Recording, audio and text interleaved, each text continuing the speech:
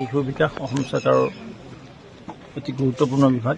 এই বিভাগটোৰ জৰিয়তে আমাৰ ৰঙিয়া পুৰণা যিটো চিভিল সাব ডিভিজন আছিল অসামৰিক, ইয়াত এটা ওৱান ষ্টপ চেণ্টাৰ আজি আনুষ্ঠানিকভাৱে আধাৰশিলা স্থাপন কৰা হ'ল। আমাৰ বৰ্তমানৰ CDC দেৱাশিষ গোস্বামী ডাঙৰীয়া, DSW শৰ্মা ডাঙৰীয়া আৰু আমাৰ SDPO ডেকা ডাঙৰীয়া উপস্থিত। এই ঘৰটোৰ আজি আধাৰশিলা স্থাপন কৰা হ'ল। আশা কৰিছোঁ আমাৰ মাজে মাজে বা কিছু বিৰতিৰ মূৰে মূৰে কিছুমান ভাইলেঞ্চ চলি থাকে। এই ভাইলেঞ্চত দুৰ্গতসকলক, বিশেষকৈ মহিলাসকলৰ কাৰণে কোনো এনেকুৱা ব্যৱস্থা নাছিল।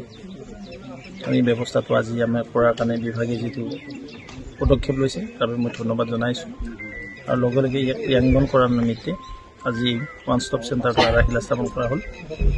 আশা কৰোঁ এই নিৰ্মাণ ভৱনটো অতি সোনকালে সম্পূৰ্ণ হওক আৰু যিসকলক আমি মাজে সময়ে এনেকুৱা ওৱান ষ্টপ চেণ্টাৰত ৰাখিব লাগে, ৰখাৰ যিটো ব্যৱস্থা, এই ব্যৱস্থাটো হওক তাকে কামনা কৰিছোঁ।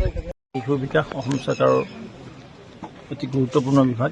এই বিভাগটোৰ জৰিয়তে আমাৰ ৰঙিয়া পুৰণা যিটো চিভিল সাব ডিভিজন আছিল অসামৰিক, ইয়াত এটা ওৱান ষ্টপ চেণ্টাৰ আজি আনুষ্ঠানিকভাৱে আধাৰশিলা স্থাপন কৰা হ'ল। আমাৰ বৰ্তমানৰ CDC দেৱাশিষ গোস্বামী ডাঙৰীয়া, DSW শৰ্মা ডাঙৰীয়া আৰু আমাৰ SDPO ডেকা ডাঙৰীয়া উপস্থিত। এই ঘৰটোৰ আজি আধাৰশিলা স্থাপন কৰা হ'ল। আশা কৰিছোঁ আমাৰ মাজে মাজে বা কিছু বিৰতিৰ মূৰে মূৰে কিছুমান ভাইলেঞ্চ চলি থাকে। এই ভাইলেঞ্চত দুৰ্গতসকলক, বিশেষকৈ মহিলাসকলৰ কাৰণে কোনো এনেকুৱা ব্যৱস্থা নাছিল। এই ব্যৱস্থাটো আজি আমাৰ কৰাৰ কাৰণে বিভাগে যিটো পদক্ষেপ লৈছে তাৰ বাবে মই ধন্যবাদ জনাইছোঁ। আৰু লগে লগে ইয়াক ক্ৰিয়ান্বয়ন কৰাৰ নিমিত্তে আজি ওৱান ষ্টপ চেণ্টাৰটো আধাৰশিলা স্থাপন কৰা হ'ল।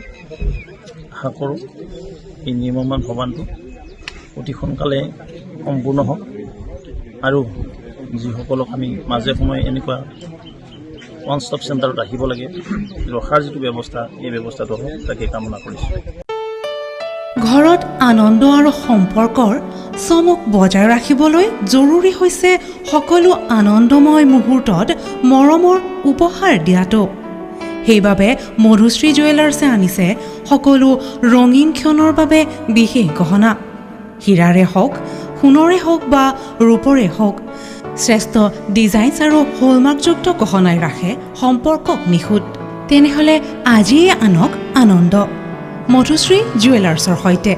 যোগাযোগ কৰক 7028000341 নাইবা ভিজিট কৰক LNB ৰোড, নলবাৰী, অসম।